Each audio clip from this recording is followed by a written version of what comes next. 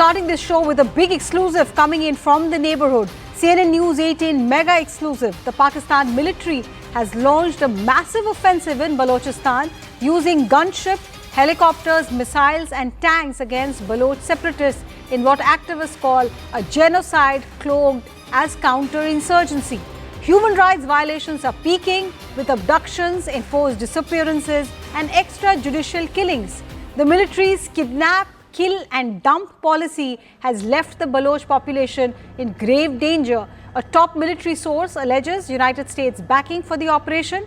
In June, Field Marshal Asim Munir reportedly got a green signal from former President Donald Trump, current President of the United States, during a luncheon meet, signaling renewed US-Pakistan military cooperation driven by interest in rare earth minerals.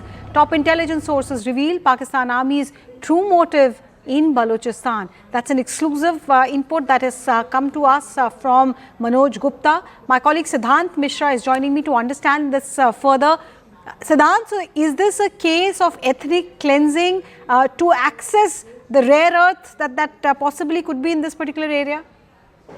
Well, yes, that's right, Arunima. And in fact, that is exactly what Manoj Gupta is also reporting for us. In fact, top military sources tell this to Manoj Gupta that Pakistan have full support of United States in Balochistan operations against Baloch separatists and people. In fact, in June, when Field Marshal Asim Munir got clearance from President Trump at a luncheon for major offensive in Balochistan in the names of mines and minerals, the Trump administration has restored military cooperation with Pakistan after decade-long pause over mistrust. Now, United States eyes Pakistan's rare earth minerals. The families of Baloch missing persons are protesting since last 60 days, Arunima, in Islamabad.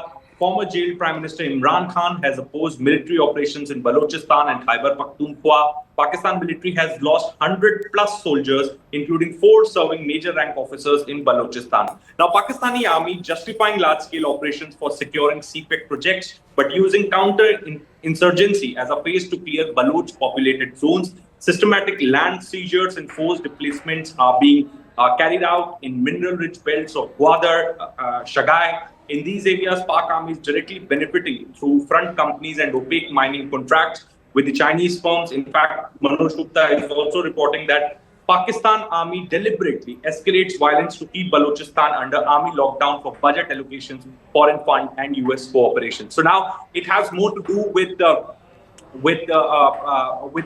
US support to the Pakistani army for this military operation in Balochistan. Also, Arunima, very important to highlight that last week when Asim Munir, Shehbaz Sharif met the Chinese leadership, perhaps Chinese side, this is what Manoj Gupta reported for us, Chinese side also asked for a security guarantee in the Balochistan region and around CPEC corridor. So perhaps Pakistan is under immense pressure, and right now Pakistan is using its good relations with both United States and China to launch massive military operations in the Baloch region. Siddhant, thank you so much. Siddhant there breaking it down for us, the exclusive input that has been accessed by Manoj Gupta, where Pakistani army, it seems, is indulging in ethnic cleansing, and perhaps the motive is to access the rare earth minerals that is available in Balochistan. To discuss that further, let me bring in my guests on the show. Lieutenant General retired D.P. Pandey, security analyst, is here with us. Sir, if you could help us understand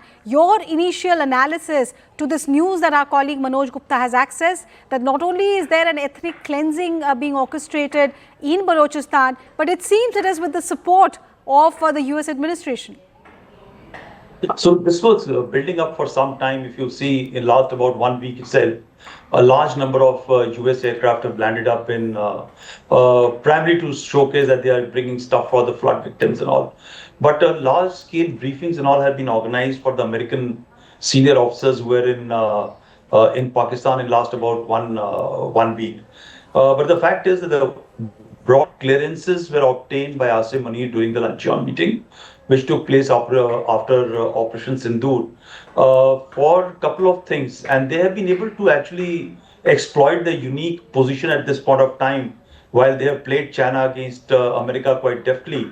And it seems that Balochis have been sacrificed by the Americans, by Trump, for few reasons. One is the rare earth material, which they were actually eyeing for a long time, but it was going in the hands of the Chinese. I think that pivot has taken place clearly. But more importantly, I think the relationship which he has been able to build up with Trump, primarily for promising a Nobel recommendation for Nobel Peace Prize, and of course, or large scale that personal advantage which Trump has gained for his own company in terms of crypto deals which have been done through Pakistan. And actually, if you look at this facet which has been just talked of on the subject of using artillery and gunships, it is not unknown for Pakistan to do it. They have been doing for a long time. They are masters of forced disappearances, kidnappings, killings, extrajudicial killings, and of course, the line which I think is used is absolutely apt. All these actions are related towards ethnic cleansing, is the right word to actually use. So when you look at the domination, firing, and operations which are being done against so-called their own people, Balochis, as per Pakistan, are Pakistan national, Right. which of course the Baloch has never agreed for since the independence. But this act is very, very gruesome. One doesn't know where is the Trump administration looking, which never wanted wars to take place, and similarly, where are the human rights international organizations Right. today? Why are they looking away? For last 6 months or 7 months, if I'm not wrong, more than 800 people have been disappeared from Balochistan. And of course, there's just no conversation happening either in the media nor at the level of international organizations. Okay, it's in our neighborhood, Lieutenant General, and therefore, what should be India's, approach in such a situation? Yeah, you see, very unfortunate that while Baloch people have been reaching out to India from 1947 or pre-1947 onwards, but somewhere maybe our own domestic compulsions and restraint from the international organizations have not allowed us to possibly actually give even moral support per se.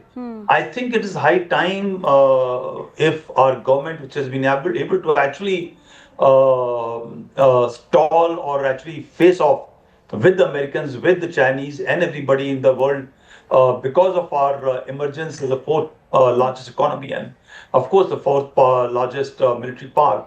This is the time possibly we must rake up these issues at the various level, at the General Assembly, at Security Council meeting, and this is a time when we must reach out to the international organizations with actual dossiers, with talk and publish it, that this is what is happening in Balochistan and where are the people sleeping. Right. And the people who actually have to be reached out to are the American population who have been talking all the time about the facet of human rights violation and free speech and stuff like that, need to be engaged properly to actually tell that what Trump administration is doing something dual-faced, that common civilians are being killed.